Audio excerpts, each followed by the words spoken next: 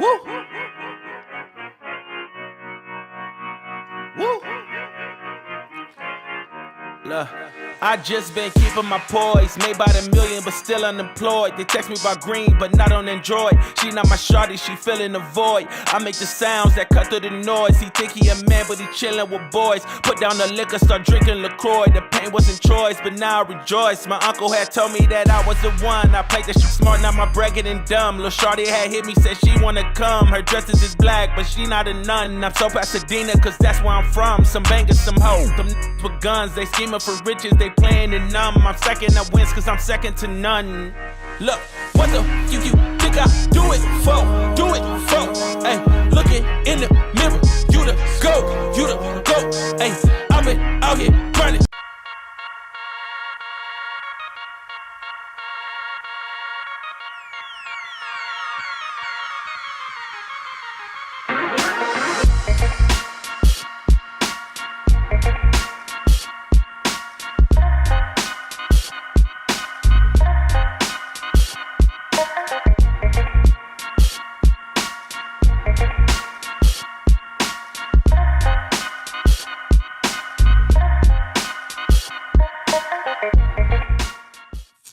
Yes, sir. Yo, that was fire. Welcome back to the Secure the Bag podcast. I'm your host, Jason Benton, branch manager, Foxtrot Mortgage Group. I got my brothers Jerard and King with me tonight, holding it down. Mike's out, but the energy is still up, and we got a lot to unpack. The real estate market and mortgage markets are shifting again, rates, inventory, prices, and we're here to break it all down in real time so you can make smart moves for you, your clients, or your family. So grab your notepad, tune in, and let's get into it. Because around here, we don't wait for opportunity. We secure the bag. What up, fellas? Yo. What's going on? Yo. That was dope. That was dope. That was dope for real. That was dope. You practiced that today? Yeah, you know he did. I know he did. Set it up. Yeah, gotta hold it down, man. Yo. I practiced a few times, I had to make sure it was clean. What's up with you fellas? Chilling, man. Everything is beautiful. Waiting for the closings to fall through. You know? That's what I'm talking about. Fall through or close? Yeah, you don't want them to fall through. Yeah, you know, come through. You know that song when they said she gonna fall through? Yeah, that she was coming through that night. So not me, you know, get it done. That's what I'm talking about. Well, while we're on the topic, man, let's do an update, man. We haven't done an update on the mortgage market. We're in the Q4 now, and things. It's been an interesting year, man, with everything going on in our industry and politics, and affecting our industry with the rates, with the government shutdown. How you guys doing up there in Connecticut? What's going on? Are you guys feeling the effects of all the craziness? I mean, I want to say I think things are still moving. I personally haven't been affected by the government shutdown. We still battling things like pricing and taxes, you know what I mean? But things are still moving, I think, I would say. Yeah, I think like for my client that I'm working with right now, the one that's gonna close soon, less than 2 weeks. The MLS said 8,000 in taxes, and then something else said 11,000 in taxes. So things are a little different. Everybody know about Hamden. The taxes been going up. So, but that was the house that she wanted. So it is what it is. And you guys know what's going on with D.R. Horton right now, right? Across the country, they're being sued because I don't know what's going on with their lender, whoever's doing their in-house lending, but people are assuming because their taxes are increasing so high after next year. So what's happening is that they're being pre-qualified off of the taxes for the land. You buy in the year before it's sold. The following year, the house is assessed. The appraisal assessed the house, and then now the new value of taxes come out. But they were just going off of the taxes for the land. And they're saying, hey, your payment is $2,100. Boom, everybody's good. But once that tax bill come out next year, the following year, it's increasing $800-900. So they're like, hold on, I can't make this payment. And they're having a lot of issues with that. Are you guys running into anything like that? Well, no. So again, we're talking new construction, right? Correct. So a lot of people don't realize. I don't know. I don't know. I don't want to choose a side here, right? I don't know who fault it is, but I don't know if it's 100% the builder's fault. Like, is there an agent involved? Who's involved in this? Like, you know what I mean? Who told you that's what your tax bill was gonna be? Because that's crazy. But I think there's a piece of educational component that's missing from you buying new construction and thinking that your taxes are gonna remain the same. And you know why it's going up? It's going up because you just increased the property value, so your taxes are going to go up. So I think you got to better prepare people for that. That's kind of crazy, but I don't know. I guess I don't know if it's sue worthy. Like, you know what I mean? I don't know how's that going to go over. I think it would be sue worthy if they told them, listen, this is what it's gonna be. It might change a little bit, like, a couple dollars, but it changed like a couple $100. That's two different things. Because like every time somebody closes on a house, they're gonna say, listen, this is what it is now, but you know how the world is, and the how you say the municipals or whatever, things are gonna go up. But they like, nah, listen, if I knew it was gonna go to 900, I would have never got this house, basically. So that's why they suing, because they feel like you bamboozled them. Yeah. That's what I think. I think that's where, for me, I really try to hone into affordability with the client, right? We talk about it. Most realtors don't like it. To be honest with you, they're like, bro, you're going to kill my deal before it even start, or you're going to take my price from 500 to 450 or 400. But I'm like, we don't want these issues to happen, right? So we do a lot of new construction here in South Florida, well, throughout the whole state of Florida. And what you're supposed to do is you can get the appraisal, see the new appraised value, do an estimate. But the best thing to do in those situations, protect yourself and the buyer. One, the lenders are not going to just assess the current tax value for the land. They're going to go to the tax estimator. They're going to do an estimate of the new value of the home, and that's what they're going to approve you on. That payment is not going to kick into the following year, so you won't get that payment when you start making your mortgage payment. But you don't want to get hit with a freaking housing hit, right, bro? You know what I mean? You're getting bombarded. And that's going to impact everything you do for impact your cost, which you agreed that you can pay. You don't want to get that payment shock. I was looking for the word while I was talking. So you're saying like you do that, like, so you as a lender, if you're closing on a new construction, that's what you do, is you look at what's expected to be paid in taxes. We have to go. So we have to go myself. Usually I'll do it beforehand. And then my processor will double check me. We'll go to the county website. Well, whenever you send me a contract, I'm going to, when I do a pre-approval and I get the contract and you send me a house, I go to the county website every time. I don't use the MLS for the taxes. I go to the county website because I need to know what the actual taxes are. Because DTI tax, everything is so high, that $100 can be the difference of us qualifying and not qualifying. So I want the exact numbers.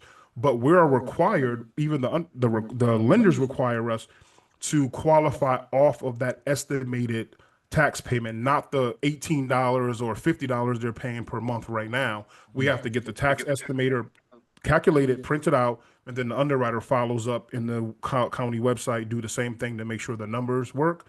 And then we can go back and forth some time on $7,800 to $8,500, but you're not going to keep that low $1,500 payment per year or whatever it is, because you have to estimate so they won't have a payment shock in which they can't afford it once the taxes go up.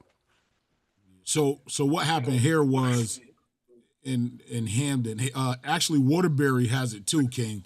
But I think Waterbury started theirs like 2 years ago, but it's a 4-year phase in of the taxes. The taxes are going up so dramatically that they decided to phase them in. It's going to go up every year for the next 4 years, right? As I was thinking about it and I was getting ready to say something, it just got worse, but it's just going to go up every year for the next 4 years. So the MLS, because this happens every time the new tax assessment comes out, the MLS is like not up to date. So you got to go directly to the town and figure out what the taxes are. There's a website for Hamden. Like if you Google pay Hamden taxes online or whatever it is, it'll take you to the tax assessor's website. You put the address in, and it'll give you what the current taxes are. If you want the phase in, it's another website you got to go to, put the address in, and it'll give you what the 4-year phase in is going to look like, how the taxes are going to go up, each and every year, what they're going to go to. The problem when this first happened, so the tax bill was supposed to come out in July. Because the town legislation, they were still like trying to negotiate the budget and all of this other stuff, people didn't get their tax bills until like mid-August, right? And not only that, so now you late because they was late, right? So because the bill was due July 1st, but they didn't get the bills until August. But excuse me. So the issue we were running into was a lot of lenders didn't know whether to use the 4-year phase in or the current year's taxes. That was what the hiccup was, but it seems like they figured that out. They're not using the 4-year phase in; they're using the current taxes. I never heard of 4-year phase in. That's new. Yeah, Waterbury's doing. Man. Yeah, it's Connecticut, baby. We the tax capital, right? We the tax capital of the country. The 4-year phase in, like what does that even mean? My taxes go up like that every year for 4 years? That means you're fucked. Sorry, I didn't mean to say that. But are you having clients, King? Your clients, are they more worried about just the current payment, or they're like, man, I need to make sure I can afford this after that first hit for taxes after the first year? Well, all my clients have been different. My current client was more like, saying something about the taxes because they are high. And like we were looking for taxes between like 5 to 8,000. Like, not like, 10 to 14,000, like different parts of Hamden. But she can make the payment. She was like one of my clients that had like the highest approval. So she could have got whatever she wanted. She could have got a 3-family in a decent area, like, Mm-hmm. So she could afford it, and she got something that she wanted, like, the area she wanted the property in. But she just wanted, like, the house to be how she wanted to be, far as she want the house to be move-in ready. And she's spending her money, so she got to get what she want. You know what I mean? And she didn't have to settle like some other people. She could get, like, she ain't have to like just move in anywhere. She could really move the area, have the house be how she wanted to be. You just got to move your stuff in and get some new stuff and all that. Like, you know what I mean? So she didn't have Nino Brown taste with Pookie money. nah, she doing well for herself, That's what I'm talking She's doing about. well for herself. Nino Brown takes with Pookie buddy. This guy. This guy. Hey, Jerard, have your clients been doing the same? Are they more worried about future increase in payment, or they're just like, I need to afford it now and I worry about it later? It's like King said, it's a mixture of both, man. You got some buyers that are cool with it, they understand it. You got some buyers that are definitely budget conscious. You know what I mean? So, but as a real estate agent, I just try to approach them all the same way. I try to give them all the information I can possibly get them for them to make an educated decision. It's crazy because, at the beginning of the year, we were like close to the 7s. Actually, we were above. We were like 7.125. Now we're hovering near 6.34%. Are you guys, and it's ticking up week to week. Like the rates have fallen. And what a lot of people don't know, once we have, once the Fed say, hey, we're going to lower the rates, which the Fed fund rate doesn't directly affect mortgage rates. But what happened back in August, Powell said, hey, we're going to lower the rates. So within a week or so, the market, the lenders, they took that into their margins, right? So about time they actually lowered the rate a couple weeks ago, we already had the rates was already low about a month ago. So a lot of people were actually waiting they waited, and those rates actually ticked back up a little bit. And as we see now in the market, is going back up. So let me ask you guys a question. Is that affecting buyer activity? Are they still worried about the rates that to get out there and purchase, or is it like cooling off a little bit?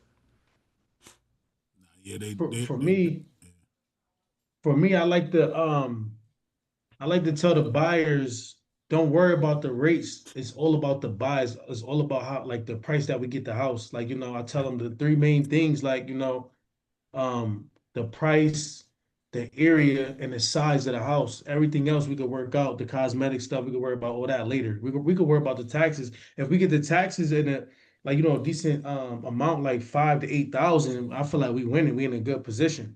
You know what I mean? So that's what I tell them. Yeah, I think that it's weird. There are a lot of people that are waiting for the rates to drop there because the rates help determine affordability. So there are some people that have to wait for the rates to drop, but there are some people that can buy and want to buy, and want to make moves right now, and they are. So the market is still moving, but you don't have the competition that you would have if the rates were at 5%. I think here's the problem that we face here in Connecticut, and I think I said this before.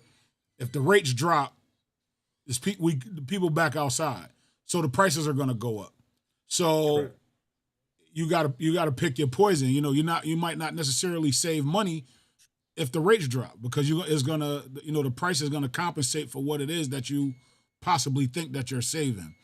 But again, there are some people that because of debt to income ratio, whatever, they kind of have to wait for the rates to drop, in order to purchase what they need to purchase. Listen, there's a balance between affordability, market price.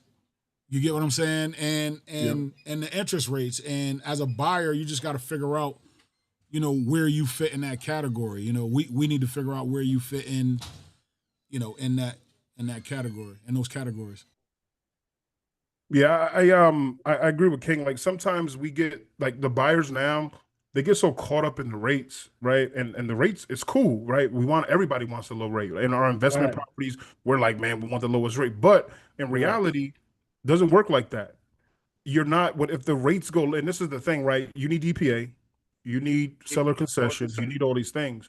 If you're competing with somebody at an 8% interest rate, right? That competition is going to be less. 7%, even probably 6.5% is going to be less. But even if the rates go to 3% and that house goes up 150,000, taxes go from 5,000 to 8,000, it's this. You're literally going to pay more for the house than you will do if you're just buying it at 7% when you're buying it at 400 instead of 550 when the people go crazy like COVID. So I think sometimes people wait themselves out, and it's less on if the rates are low, it's more to can I afford this property right now? If you can afford it, I tell my clients buy it. If you can afford it, buy it. And then guess what? Wait 3 to 4 or 5 years, man. If you can afford it, if the payment's higher, okay. Refinance once you get enough equity in your home. And I don't like telling people also, hey, buy the home and you can refinance later. That don't work for most people because you're putting the least amount of money down or got DPA. So now your equity is already ate up. You don't have a lot because you only put 3.5% down. So unless the market is going crazy and the values are increasing like it has COVID and pre-crash, you're not going to be able to refinance in those years to even take advantage. So find something you can lock in at under your budget, and then you can ride it out. I don't know how you guys think about that, but I try to make them work smarter than harder. A lot of people, like I even got family. They're like, "Oh, the rates, the rates, the rates." Like they've been saying the rates since COVID. They could have had like 2 or 3 houses by now. Like, you know what I mean? Like I said, it's about how you structure the deal and you getting the property where you want it to be at the price that you want it at. You don't, just because they selling for 450 don't mean you got to buy it for 450 or 550. You could buy it for whatever you could afford it for. Tell them you only got 5. Tell them you only got 4. But you got a down payment of 10,000 or something. I don't know, but it's all different ways to structure it to so you could win the bids and different things like that. Like they're thinking about the wrong stuff. They end up waiting all these years, and like you just said, they're gonna end up spending way more money than they would have spent before because they think they know what the rates of all the numbers mean, but they don't. It's like It's kind of being ignorant, like not knowing what's on the back end because they think like, oh, the rates, oh, this is high. But if even if, like you said, even if they lower the rates, and then that's gonna open the market up more. And then like Jerard said, everybody gonna be outside. Now they going up 50 to 200,000 for the house. Now you just spent way more money than you thought you was gonna save. right. Basically. Worried about that rate. But let me give you this stat real quick. So Uh-huh. even here in Connecticut, and I think I got some Florida stats too, Jason. But even here in Connecticut, year to date, the prices, the median home price is up 2.2% Yeah. already. That's in Connecticut. That's in Connecticut, and actually, check. That's New Haven County. Wow. All right, so it's up 2.2% here.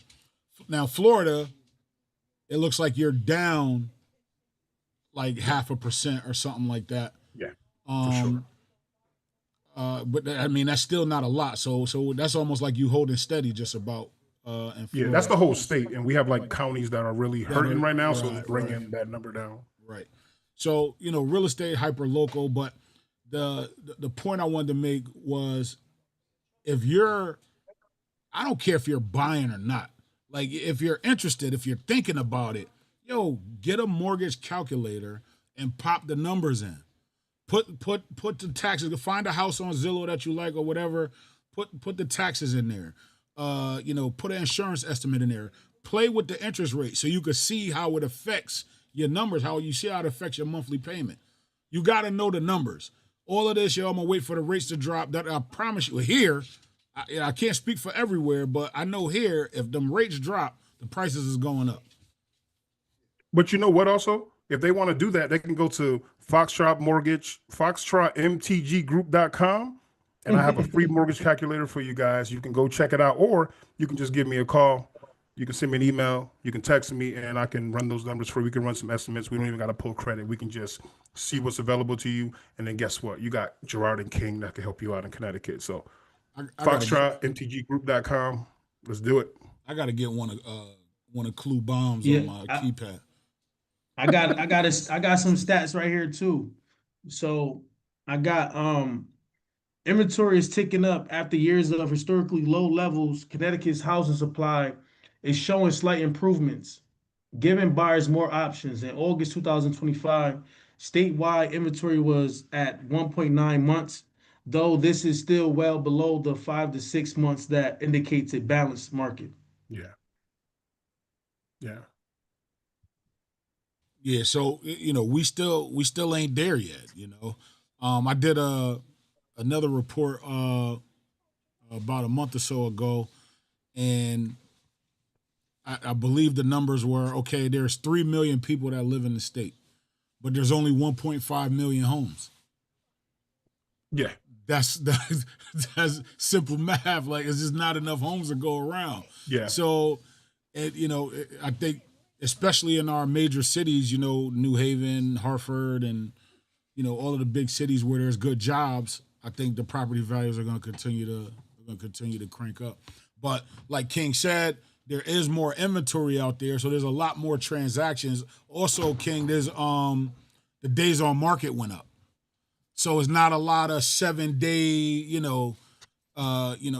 and out things. Like so now, the average days on market is up to like 45 days. So, but things are still moving. Good. Yeah. It's especially for the business. There's a lot of opportunity there. Like, you know what I mean? The buyers just need to go outside and find what they want. There's still bidding wars though too. So you got to look into that. But there's a lot of properties that's sitting on the market that you probably could go negotiate and get some good deals. Get some good deals on. I be seeing them all the time. Yeah. So I think the market is correct and it's slowing down, but the fact that the prices are still going up is still the scary part. The crazy part about it, and it drives me crazy, is that even speaking to people, they say, "Man, the market sucks." I'm like, the market doesn't suck. The market suck. Listen, if you think about it like this, if I wanted to speak to Jerard, I want to speak to King. I'm like, listen, when is the opportunity? The opportunity ain't when the rates are 5. The opportunity is when the rates are 7 or 8%, because now 45, 60 days on market, most of those people who keep it that long, they really want to sell. So I can go, They can sell. They let's can put take a crazy, anything. let's put a crazy offer in. Listen, it's 450. Let's go to 445. I don't want to be insulting, so people got to realize don't insult the people, but just be reasonable. Insult him. Give it to me for 440 and give me 10,000 back in seller concessions. Right, make it work for you. But people say I want to wait for the rates to go down. I mean, you make it work for you while the rates are high. When you refinance 3 to 4 years later, when you have enough equity, you're really going to be winning at that time. So I think that's what we got to start pushing out there as an industry, because we're scaring the borrowers. Don't worry, when the rates come down, I'll give you a call. Nah, we want the rates to stay high because it's less saturation in the market, and it's more opportunity for people. I want to knock on wood because I don't like saying too much before it closed, but I negotiated a deal. I negotiated a deal, $20,000 under the asking price with $17,000 in repairs before the home inspection. You understand what I'm saying? I negotiated another one in a bidding war, $10,000 under asking price with 3 other offers on the table. And you won? Yes. That one closed. All right. You get what I'm saying? But you ran your CNA, right? You ran all your numbers always, and make sure it wasn't. Always run the numbers. Always do the CMA, always run the numbers. But the thing is, because of the interest rates, because of the inventory, a lot of times people ain't bidding what you think they bidding. Like, you know what I mean? It's not like it was in 2022. You know what I'm saying? People are budget conscious. Like they watching the numbers right now. So, look, people are still going over, $50,000, $100,000, but it really is specific on the property, and it could be the pricing as well. You know what I mean? And another thing I'm sorry, I'm rambling. Another thing we look at or we don't pay attention to is just because something goes over asking price doesn't mean it's going over value. Correct. The asking price is a setup in most cases. There's a 3-family King that's listed right now in New Haven. 3-family, and I'm gonna say I don't want to put it out there. You don't want to come on. I'll text you. I'll text you. It's in Yale territory, and they got you it listed. You don't want to sell it? They listed at $399. How big is it? Yeah, 4,500 square feet. How many units? How many family? 3 units. 4,500 square feet. They're supposed to do 600. Okay, you see what I'm saying? So I haven't even been in that long, and I know that. so look at this. So in theory, if a buyer go in, so at $399, a buyer go in and bid 500. They trying to start a bidding war. A buyer go in and bid 500. Is that overpaying for the property? No, that's a decent price. Yeah. That's there's no decent. such thing. There's no such thing as overpaying for a property. If you want to live somewhere, you paying for what you want. It's no overpaying. What if they don't? What if they don't want to live there? Is it over? Is it overpriced now? You got for the margins. If you're trying to rent it out and it's not making your margins, you overpay. But it's so many different factors that go into that. You know what I mean? Because it's like, all right, what's the rent roll? What can I get? What's the increase in rent? What can Section 8 pay? It's so many different factors that. Whoever listed that is smart, man. They about to start a crazy bidding war right now. Nah, was smart. They did. The point of me saying that is there's still bidding wars, even in this market. You get what I'm saying? But it's all about pricing. And here's the adverse thing. So a lot of people are like, oh, it's a lot of price drops. Yeah, but that don't mean they was priced correctly to begin with. Yeah, they got humble, and then they're like, "Nah, you right. We're gonna bring it down a little bit." Exactly. That's what I've been seeing. All the price drops, everything we've been seeing, but yet the price is still up 2% year over year. So they look at the price drops like, "Oh, the market's crashing. It's crashing." Nah, it's just some dumb sellers. Nah, they couldn't sell it at that price, so they're gonna bring it down 15, 20,000, and then hopefully they catch somebody. Right. Hey, that's my next segue, man. You guys did a great job, brother. National home prices are up 1.5% year over year, but 17% of sellers have reduced asking prices. Asking prices. Why is that happening right now? Are they not pricing it correctly in the market? What is going on with these prices dropping so rapidly, man? What's going on? I think they're overpricing the houses, and then people like, nah, everybody's going lower than what they're asking for, and it probably, matter of fact, also a lot of the houses they be marking them up, and they didn't do nothing inside, no new paint, no nothing. They want you to buy it as is for 500,000. Need a new roof, the porch is messed up, like it's all kind of different things, like, and they still like they still throwing it up there. Somebody gonna buy it. I ain't letting none of my people buy nothing like that. I think there's like this, almost like this psychological thing of sellers who waited on the sidelines all of this time, and now, I don't even want to say waited. Life happens, whatever. Now they're ready to make a move. But they done heard all of the war stories over the past 5 years. Such and such sold his house and got $100,000 over asking price. I want 500 for mine. You know what I'm saying? So now I show up, or if real estate agents show up, like, it's not on paper. It don't say that. Like, you know what I mean? My numbers are telling me something different. But you get agents that'll say, okay, Mr. and Mrs. Seller, you right, just to get the deal. Because now once I get you on the contract, it's easier for me to negotiate a price change with you later than for me to walk out this door and tell you crazy and I don't get the deal. But I'll keep it a buck. I don't do business like that. I don't want to have to ask you for a price reduction. You know what? I'll be fair. I'm gonna tell you what it is. It's up to you to listen to my advice or not. If you want to do it your way, you do it your way. But I can tell you, I'm less likely to do a deal like that because I can already see you already gonna be hard to work with. Like, you know what I mean? Like you're already not listening. So, I need my sanity too. Stuff. Right. I need my sanity. You walk too. away. So in those situations, Ken, you want to answer that real quick before I go? Hold on, what am I answering to before? Well, he was just talking about the home prices.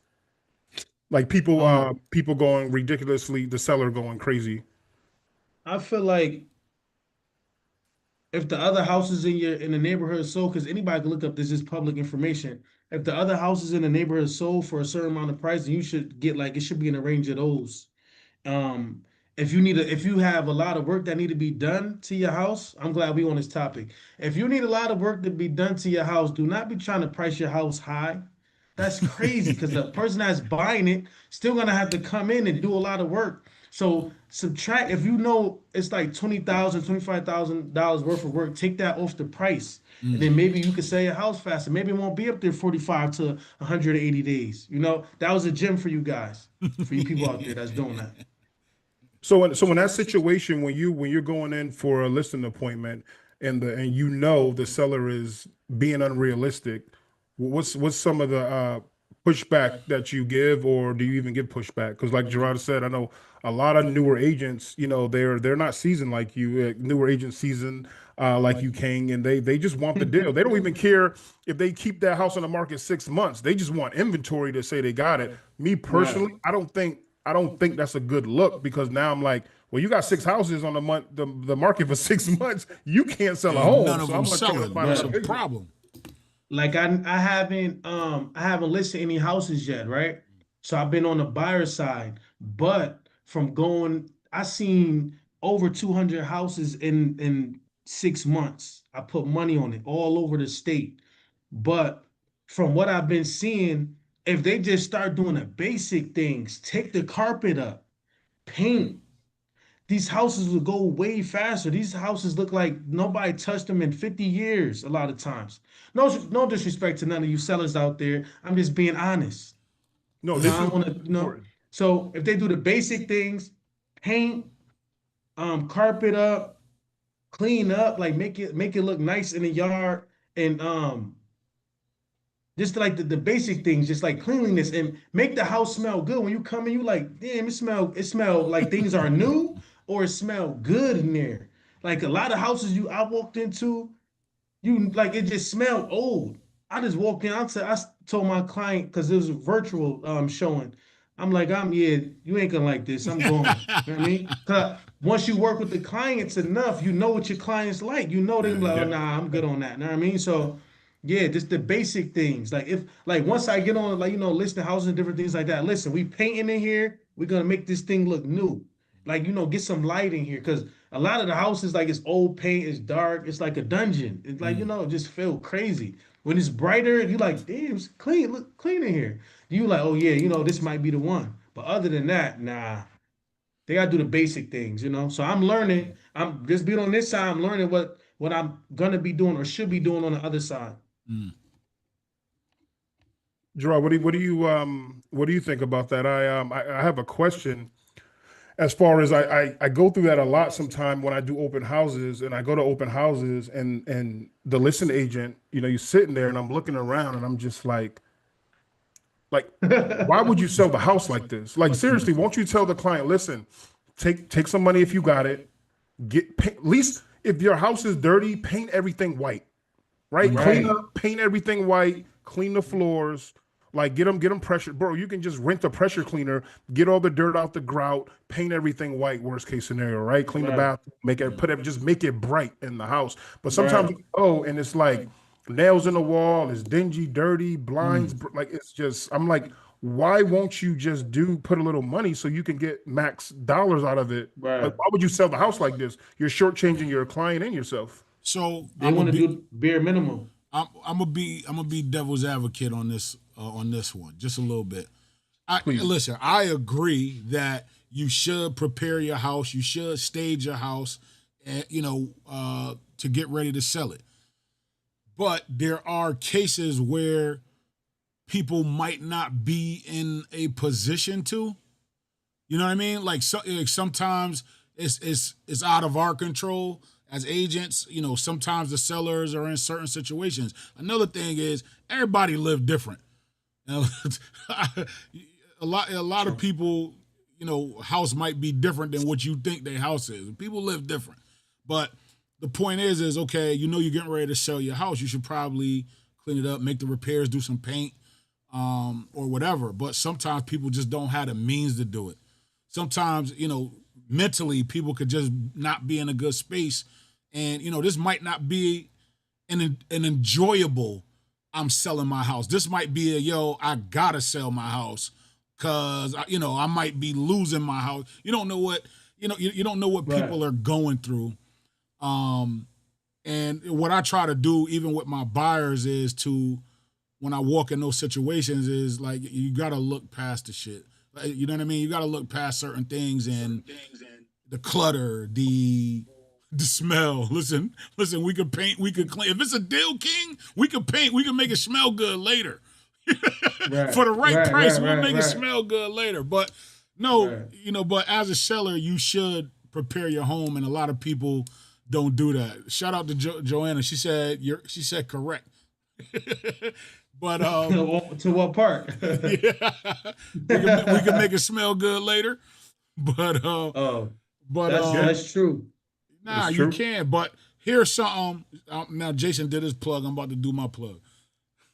Here's something that my company offers but it's real talk. A lot of people don't take advantage of it.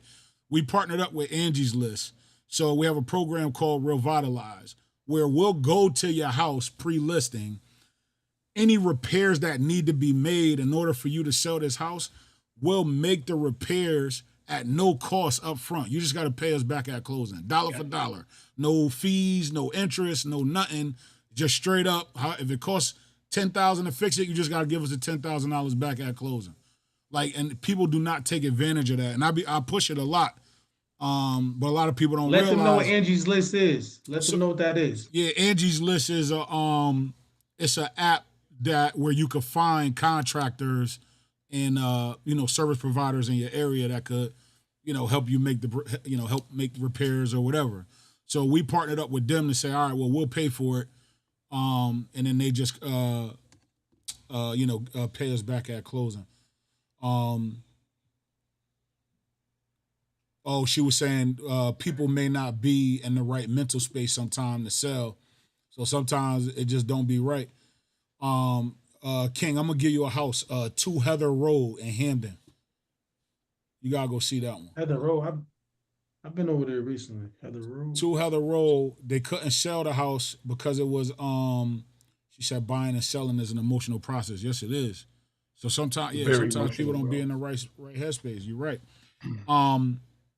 But all right, so we talk about nasty houses, but I shouldn't even said the address like that. But AngieList.com. Yeah. AngieList.com. Check them out. Nah, not I'm trying to Angie's get a List. Nah, just book the what's the name?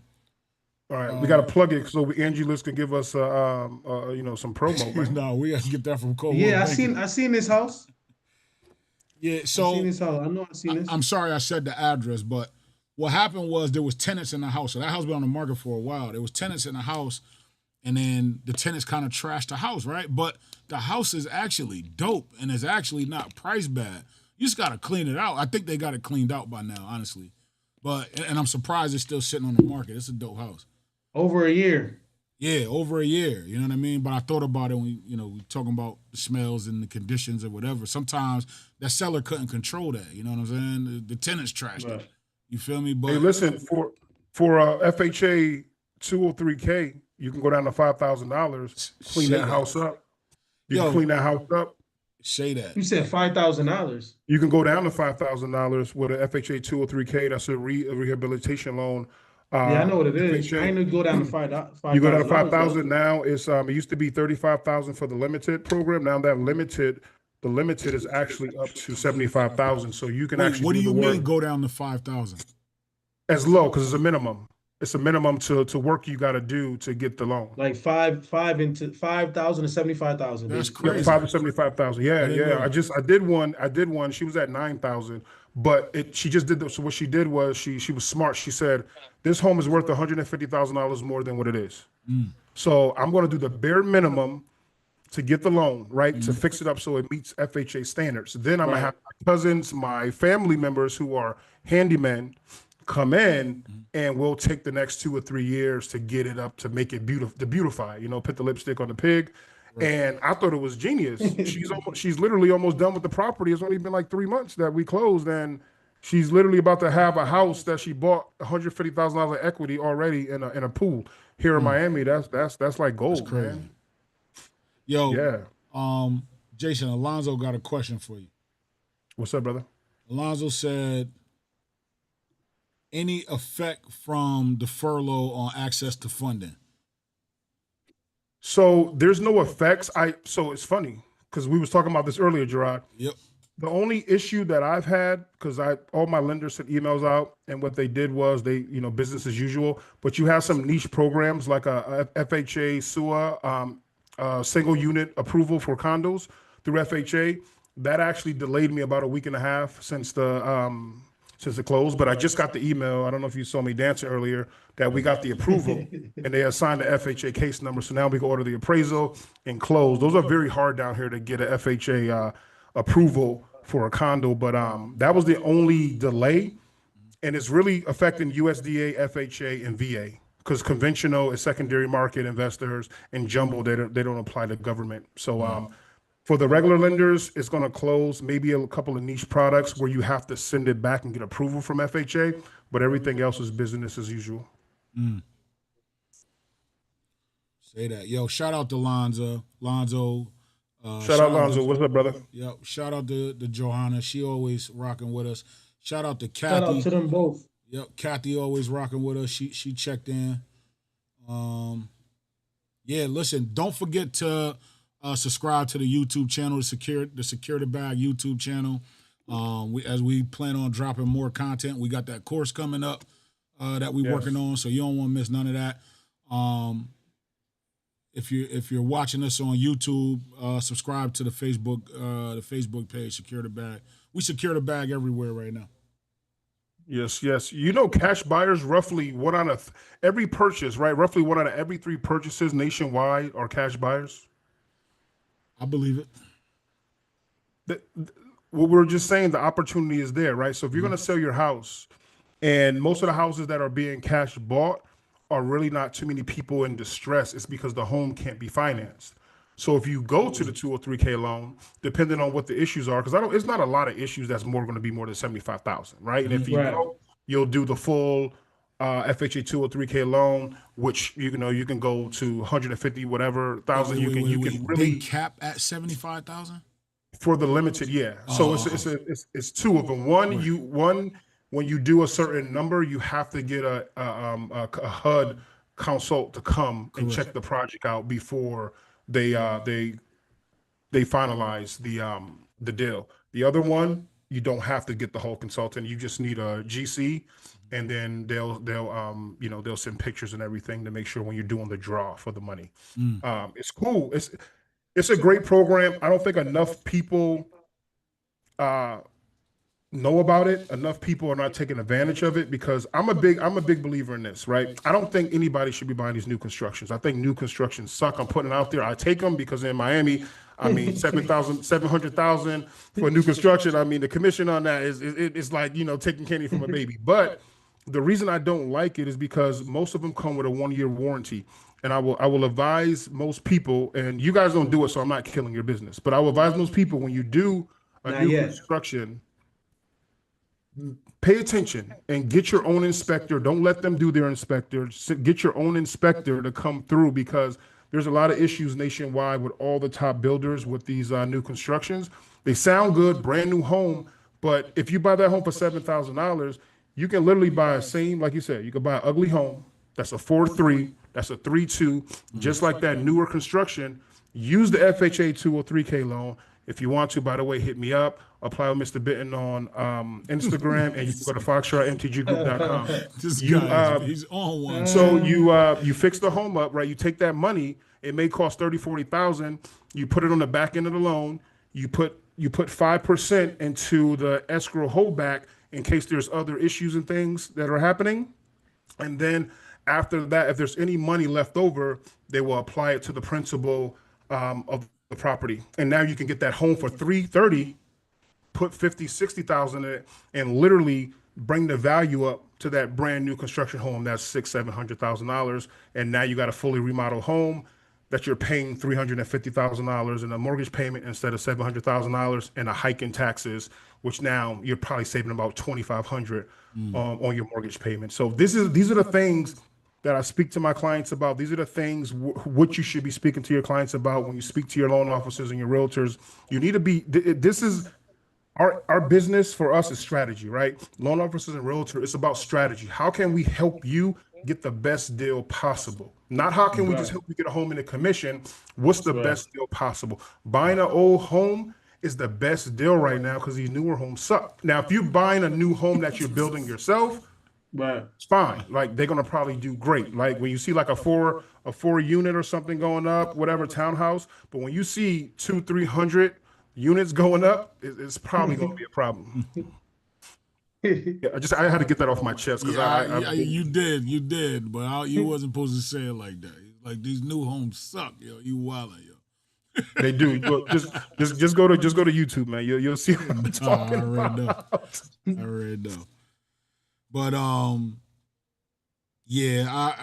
Again, if we do get new construction around here, it's 700,000 easy. Wow. It's just easy. Ain't no in between. Ain't no nothing. It's just it's gonna cost you 700 to $1 million on new construction up here. Hold on. I seen a new construction in Waterbury. People don't like to go to Waterbury, they don't like to move out there, Waterbury. but it was for 390. It went down to 360. It's not in a great area, but it's a year old. Everything is new. I've been there. Like everything is brand new. It's like a 3 or 4 bedroom, like 3 bathrooms, 2 car garage. You Brand could new put from gate. the You could ground put up. a yeah. You could put some gates up or whatever. You know what I mean? You can have have that in your estate in the middle of the hood if you want. But it's like 360 now, and everything is new. If anybody watching the podcast right now and you want a new house is only a year old, contact me. My number is 475-301-8043. King Darice-Bey all over TikTok, LinkedIn, Instagram, Make Your Dreams Reality business page on Facebook. I'm here. I love it. Yo, Man, we gotta plug. We gotta put the plug out there because they think we do this for real, man. You know, we really in this business trying to help our clients, man, from Connecticut all the way down to the Sun Belt, and we're trying to we're trying to help you guys and your families build generational wealth, secure the bag, and we coming live to a good we life, coming to man. the Sun Belt. We coming to the Sun Belt. Please come to the Sun Belt. We on Let's our do way. it. So there's a lot of growth going on. You know, the Sun Belt markets, Florida, Texas, and Georgia, are still seeing heavy relocation and job-driven demands.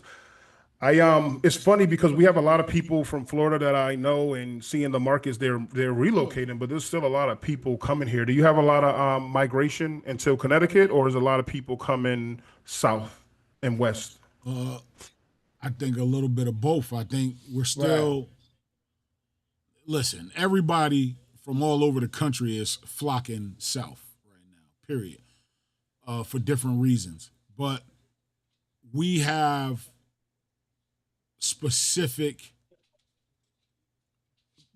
people that are moving here for specific reasons, So we get New Yorkers who work in New York. Like you're probably not likely to leave your New York job, right, to go to Charlotte. You're probably gonna make less money, right? Or go to Florida or whatever, right? So the New York workforce are still trying to move this way because it's cheaper and they rather just commute and they save the money that way. Same thing with Boston. It's crazy expensive in Boston. 2-family house in Boston is $1 million. You know what I mean? Like it's crazy expensive in Boston. So they figure, all right, then I'll move here. I'll move to Hartford or whatever and just make the commute. It's cheaper there. You also got what people don't realize. New Haven kind of shifted into biotech after. So you got Yale. Yale ain't going nowhere, but you also got these biotech companies that are popping up all over the place. And I know a couple of college students right now that are like, listen, I'm about to graduate next year. I'm coming to New Haven. You know what I'm saying? I'm coming to live in New Haven. I'm gonna need you as my real estate agent. So they're staying still here that are bringing people here. So I don't want to say everybody's just leaving. You know what I mean? We're still in a space where there's not enough housing to go around. So I don't want to say everybody's just leaving. But the South is definitely popping for certain people because the lower cost of living, the taxes, and the affordability. You definitely get more house for your money down there. Period. Yeah, that's a fact. Like I was talking to one of my paralegals the other day. She lives here, but her husband lives in like New Jersey. He from that area, but he live out there and he work out there. So she's looking to get a house out here or whatever. She was talking about getting a house or whatever. And she was asking me about the market and different things like that. So, that's gonna be a big deal because this is somebody that been helping me close deals, and now she's looking for a house. Her family. She just had a baby recently. I think a lot of people are coming from New York and coming here. They buying the houses for cash. They going 100,000 to 150,000 higher than the people in Connecticut because everything in New York or New Jersey or whatever is way higher than here. Like you said, they don't like. I don't know what's wrong with New Yorkers, but they don't mind commuting. They drive 3 hours to work, 3 hours back. Like no, like they going downtown. They really don't care. As long as they got somewhere to live, they good. They really gonna travel to make it happen. King, we the only species that actually cares about that. Like I said that to say, if you move down south, you move to Charlotte, everything's an hour away. Like, you know what I mean? Like everything's 45 minutes away. People commute, you know what I mean? But we so spoiled. Our state ain't even 45 minutes big. Like, so for us to have to go from, one side to the other is like crazy for a lot of us. But people commute, man. People commute. An hour to commute back and forth to work is not a big thing for a lot of people. No, especially if you're like on a train. Me if too. I have to. I would too. Yeah, for sure. If I don't have to, I ain't doing it. You ain't gonna You know what I mean? volunteer If I for it. have to. If I have to. If I don't, why would I? That don't make sense. But sometimes it could just simply be the math. You know what I'm saying? Like I make this commute instead of having to double up on my living expenses. You know? Yeah, but I That's kid a you not. fact. People thought it was think it's a joke, but here in Miami, yo, they'd be like, "Oh, you can't move 50 miles away because it's too long." And I'm like, "You could live 12 miles away from your job here, and it can take you about an hour and a half Hour to get to work." anyway, right? Right. Yeah, it's it's like me going to West Palm takes about 45 to an hour. Me staying in this traffic 12 miles away gonna take me longer to get to work. You know what I mean? Right, So right. I think sometime when you explain that to the underwriters and you can put a letter of explanation together, I mean, some of them won't understand, but if you live here, you'll be like, yeah, that makes a lot of sense. Because it take me 12 miles, like 2 hours to get to work sometime, depending on if you take a 95, if you go on some of these main streets, man, it's like bumper to bumper the whole 12 miles. So yeah, man, commuting sometime is why, it's the way to go sometime because better cost of living, right? Better life, better quality of life, Better ear. better air. Like a lot of people are homesteading now. You're talking about homesteading. Have you guys been seeing people do that, homesteading and moving to the country and buying not even tiny homes, but like building like homes and putting trailers and Yeah, I modular. might do that. Think I might do that. I mean, you get a USDA loan. Yeah. Yeah, I Yep. think You everybody. get like 20 acres. Yeah, I think everybody. That's a dream. Why not, man? You know what I'm saying? And why not just go get that land and build that space where you can put your family on and just that's dope. Like I'm sitting over here imagining it 20 right now. acres. How much is like 20 acres down there? What you think in Miami or North Carolina, South Carolina? Miami is gonna get you. Miami. Yeah, they gonna get you. Miami, yeah, that's out. Don't want to talk about Miami. I'm Yeah. in South Carolina. I'm in South Carolina, North Carolina. It really all depends on where it's Where it at is. or what the area. I mean, I've seen 2 acres for like 20,000, and in some places where you're like off grid, you can probably get an acre for like 3 to 5,000. It all depends on where you're at and the location of it. I've seen some acres that are 20 acres for like 350,000 in South Carolina. Because I look all the time. Actually, I'm gonna send you guys a link.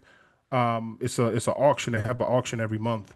It's actually pretty cool. And they have all land, motorcycles. They have everything. It's crazy throughout the whole state of South Carolina. But homesteading is a big topic right now. People they're fleeing from the big cities to live a more simpler, cost effective life because the quality of life is it's not good. Even the grocery stores and Right. the cost of living, the gas and everything. They're like, yeah, I want to raise my kids somewhere they can play. They're not dangerous. Right. It's different. We can shoot guns in the backyard. You know, Oh, yeah, that's what I'm talking about. Yeah, simple things, man. Horses, all that, man. That's yeah, goals. Jason, yeah. Real goals. I know you said you hated, not hated, but you wasn't a fan of the new construction right now. But what you know about this barn dominium thing? Oh, those born to Those crazy. let me rephrase it real quick, King. I don't Those- like the Stepford Wives new construction where they're building 1 to 2 to 300 units. Like if you're doing a personal construction, new construction, I like it because now you're going with one specific builder and they're building it. But the barndominium is unbelievable. If you guys on the chat haven't looked into that, buy land and put a barndominium on it, it's unbelievable. Like those are how you start your family compound. You can do the family reunions. You can a large group of family members can live in that together until you actually build out your homestead. I think those things are dope. you talking are they? about? Yeah. No, I was about to ask. Are they financeable? Like how do you finance those? How do you get those? Yeah, you can actually finance it. So a lot of those companies, when you go online and see it, it's just a shell. That's what they got me one time. I'm like, yo, I could buy a freaking 3,200 square barndominium, 3 bedrooms, 2 bathrooms. What? But it ain't And it's like, nothing. yeah, just a shell. You got to get the foundation. You got to have somebody put it up. You got to get the plumb, like so I thought it was they'll go do all that in one, but it came up to like the videos I watched, it came up to like 250. But I mean, think about what you get. You could pull that up real quick, Jerard, a barndominium so they can see. But those are definitely financeable. Do you have you can finance those. There's different companies out there that actually specifically do barndominiums, and you know you can put it's a larger down payment. It's about 5 to 10% from the last time I look. It probably went up a little more because the demand is getting a little higher, but you can definitely do it. A lot of people when you're doing homesteading and things like that, I'm not a big fan of financing because you're trying to get out of the rat race, right? So if you sell your home and you buy the shell and you do and you pay for, because if you do it individually, have somebody come lay the concrete, have a plumber come, have an electrician come, and have somebody put it up, it actually could be more cost effective than actually financing it. Because if you finance, they're going to upcharge you for everything. Right. Every step of the way. I just Googled it, but so basically it's like a metal house with metal roof, metal house. It's a barn. Like, you know what I mean? You think of it like a barn, but it's got all the modern features. You can add a garage to it. You can add a front porch to it. Show them that black one right there in the middle. Yeah, the white and black one? Yeah, the one right there. With the spot for the semi truck? Yeah. Yeah. Yeah, spot for the semi. Oh, you talking about this one? Yeah, it's a barn. But the way they deck these things out on the inside be crazy. Yeah, it's crazy. It's different, man. Yeah, you seen that video when there's a big family, they go to everybody's house and can you watch that's the Hook Ranch, bro. Those we like family. They don't know me though, but I watch all their videos. You seen it? He's like, you couldn't watch the kids first, we trying to go out to eat. You going out? Oh, can you watch the kids first? That was fire. There's like mad generations of grandparents, husband and wives, brothers, sisters. It was dope. That's what I want. Like that's like that right there is the ideal of doing that and running the business on the barn. Like it's like if you get like 3 acres, you can do something nice for like you can get depending on where it's at, how many homes you could put a nice family and build something. But if you get like 15 or 20 acres, that's why the USDA loan is dope, because if you buy a real farm and it's like 15, 20, 30 acres, man, you can get that thing rezoned certain areas and you can just build. Like I didn't even know that you could get 20 acres with that loan. That I just found that out like 2 weeks ago. Oh yeah, you could get more than that. Yeah, you can go crazy with that loan. Long as it's in a rural area and they have a map, you go to USDA.gov. Is there actually a map and you can see where all the rural areas are in the country, and then you can literally just find something in that area and it'll finance it. It was really meant for families who were going to do farms and things like that to live in rural areas or whatever. But it's a USDA. Yeah, USDA loan. I'm definitely using that one. I'm gonna go down the list. VA next. The last one could be that USDA. And by the way, cash. That loan is a government loan, and it's like the VA loan. There's no down payment, so you only pay. Right. So there's no down payment. Yeah. I don't like to say 100% financing because you still gotta pay for the closing costs. Come up with something. But there's no down payment to those loans like the VA loans. They're amazing, but the only catch, it has to be in a rural area. You have to make sure it's a rural area. Right. Primary residence only. Right. Can't buy it as an investment as a USDA. Right. Nah. Yeah. You do all that shit after you get it. After you already live there, you could put some shit over there. Yeah, I think that's where a lot of I don't think it's going to be a huge migration, but I do think you're going to start seeing Georgia, southwest Georgia, southeast Georgia, North Carolina, South Carolina, Texas already happening. You're going to start seeing more families moving together because it literally makes more sense, especially what's going on now. It makes more sense, especially if you have, just imagine all 4 of us on a freaking land being able to cut our costs to make the money we make and be able to thrive like that, because we're all remote. Like, bro, we can remote. We can fly back to Miami. We can fly back to Connecticut. We can work within the state we work in. Man, you'll change your life. You'll change everything, bro. I'm thinking about doing some IT shit too, remote. Yeah. Make like 150,000, 200,000 a year Yeah. from the You see, phone or the laptop. bro, you really secure the bag. Part of the biggest expense you have is your living expense. If you can Right. cut your living expense down, and this is what most people don't understand, if you can cut your living, they're like, I need to make a lot of money. You need to make a lot of money in Miami because the damn average mortgage payment is $3,500. So if your mortgage payment is $3,500 and you have $1,000 car payment, and then you have That's the rent, Miami living. groceries, and kids and everything, you're probably going to be expenses close to $7,500 a month. Yo, I want to show you something because we was talking about USDA. Miami living at its finest. So look, this even better. I love it. This is the area. So all the purple areas are the areas that do not qualify in Connecticut Right. for USDA. For USDA. And it's pretty much the areas from 95 all the way up 91. Yeah. New Right. Haven and Hartford. But look at all this space outside of Yeah. that where you could Yeah, possibly that's- you could buy homes with no money down using USDA. Yo, Yeah, that's that's crazy. Franklin, Ledger, Davidson, I did one in Guilford. King. Oakdale, Oakville. Yeah. Say it again. I did one in Guilford. USDA? Guilford, Clinton, Nice. Old Saybrook, Westbrook, Higginham, Chester, Deep River. So there is a lot of space, but you got to be willing to move. I don't even want to say off the grid. It really ain't off the grid, but No, yeah, Connecticut don't have any off the grid, I don't think, for most of the parts. they do. It's some off the grid stuff in Connecticut. Yeah, Y'all all connected to the same power line, man. Believe it or not, right? You see on the right, like it's mad different highways. If you never had to go in these areas, some people never even been up here because they never had to go there. Yeah. I used to work. Most people up been through on- 95. Most people been on 95 and that's it. They never been on Route 2, Route 9. They never been on those back streets. I've been all over all this shit, the whole Connecticut, all the back streets. I know where all the highways at, all that. So it's definitely good. It's a lot of land all over Connecticut, especially in the areas like past Osage Brook. It's another spot too. It's called what is it called? Danielson, Thomaston. Pomfret or something like that. Okay. Those areas up there.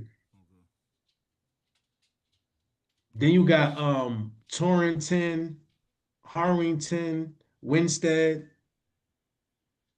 There's all kind of spots. But nobody not gonna move to New Hartford. They'll stay in Hartford. They're not going to New Hartford. Because when it get dark, you need to be in the house. But you know the crazy part about that. We speak about this, but these are the opportunities that are out there for people. This is how people go and they capture land and they're able to build generational wealth. Because you think about it, how far is New Hartford away from New Haven? Probably like an hour. Probably like an hour and 10 minutes. Just imagine you live there, and you're able to buy cheap, right? Because you're gonna probably buy cheap. You buy cheap. Right. And you're able to commute an hour to get there, and you're only an hour away from family and friends. Hey, That's a no-brainer right there, man. Yo, I Jay. feel like it's worth it. Darrell Hardy said, "Do you have an issue valuing the acreage over 5 acres?" I don't know. I don't. I don't know what Darrell, that what's means, up, brother? Darrell. Yeah, I don't really understand. Like raw, he's talking about raw land. See if he's talking about raw land.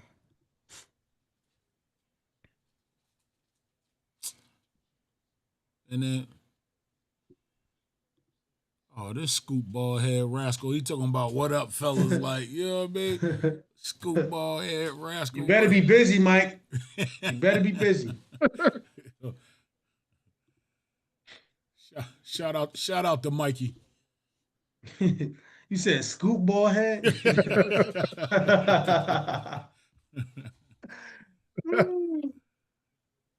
Yeah, valuing raw land depending on where it's at can be. If he's talking about that, it can be kind of difficult if there's no structures on it, because the structures are easier to value. If there's nothing around, you just go as far as you can find something to compare it to. But yeah, raw land, depending on what it's used for, it can definitely be harder. I think most of the people who sell raw land, they just be throwing numbers out there because you'd be like, man, this don't even. Where did you find this number at? So your 5 acres is worth 200,000, but the 5 acres 2 blocks away is worth 15. They marking the prices up. Yeah, but yeah, like the South is different. Like I told you guys before, I wasn't a huge fan of the South, and I live in the South, but Miami is not the South. If you ever been to Miami, not the South Beach, but the actual Miami over that bridge, this is not the South, man. This is a mixture of Caribbean and the North, because a lot of Northerners who live here also. But it's not considered like when you go to North Florida and you get into Georgia and you get into South Carolina, then you start really seeing, the Southern traditions and things like that. But yeah, the opportunity is vast, man, and a lot of companies are moving to these areas too.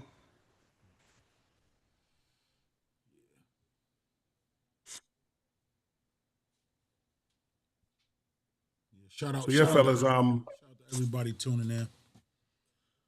shout out to everybody tuning in.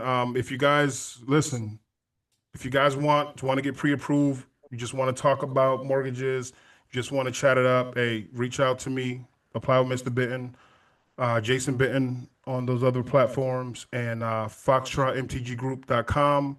I'm available whenever you need me. I'll take care of you guys. Even if you're in Connecticut, get with me and I'll put you in the hands of Kang and Jerard, and you'll be good to go.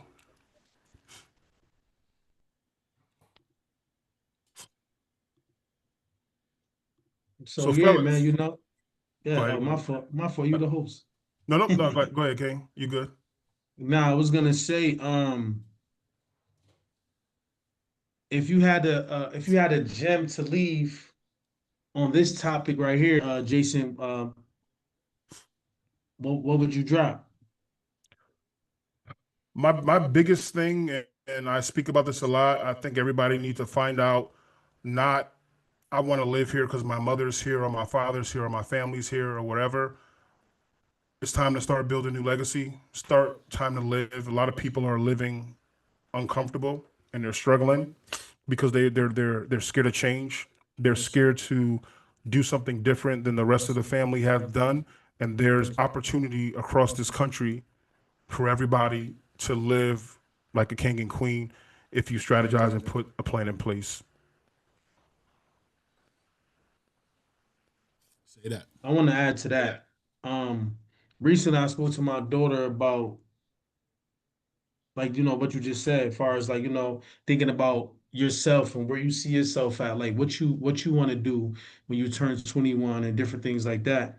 And she talked about like her mother living here and different things like that. Like, I'm like, you gotta think about you. Like your mother, she did whatever she did in life. You gotta think about what you want for yourself. You want to own property at 21? I Yeah. said, I don't know what your goals are, but it's my goal to help you get a property by 21. Is that what you want? Just like in letting her know, like, listen, if I move, I'll miss my mother too. I love my mother. But this is my life and I got my own family. I gotta do what I gotta do for myself. I gotta put myself in different positions that nobody else can put me in. I gotta put myself there, and I gotta conquer whatever goals I have, and I gotta do whatever I want to do because this is my life to live. Like, you know what I mean? So I'm just helping her with her mindset. But me from my gym, I would say everybody need to get serious about where they really say they want to be and where they say they want to go and start working towards it daily. Don't wait till the new year to say you want to do new year, new me, new outfit, new living room set, new car, new job, all those different things. Do the basic, keep it simple. Save more money, spend less than you did last year, and come up with a game plan on how you can get more time to yourself, how you can invest into something that's gonna pay you monthly, yearly, something that's gonna stop you from working 80 hours a week or 60 hours a week or whatever. Do something today that your future is gonna thank you for and be like, oh, thank you. I'm happy you did this. All right, Gerard, what you got? Amen, brother. Yo, y'all can't come with the heat like that and then let me go last. King, you always go last.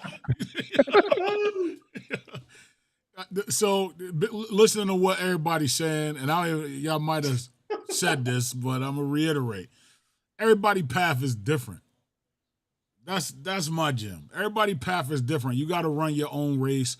Listen, I sell a lot of houses to people that want to buy a house just because they know I was able to get somebody else a house. It's kind of crazy, but that's fire. That's fire. But it's like, yo, you got to run your own race, yo. Your credit score is not going to be the same. Your credit score is not going to be the same. Your bank account's not the same. Your employment's not the same. Your family's not the same. Stop listening to what everybody else is saying and doing and run your own race. That's my gym for today. Love it. Family, that's a wrap for tonight's episode of Secure the Bag Podcast. Big salute to Jerard and King for dropping insight tonight. And shout out to Mike. We'll catch you next week, brother. Remember, it's not just about rates, timing. It's about strategy. With the right plan, you can win in any market. Follow us across all platforms at Secure the Bag Podcast and tap in with Foxtrot Mortgage Group if you're ready to start your home ship journey. Until next time, stay ready, stay informed, and always secure the bag. That boy good. I'm just saying, that boy good.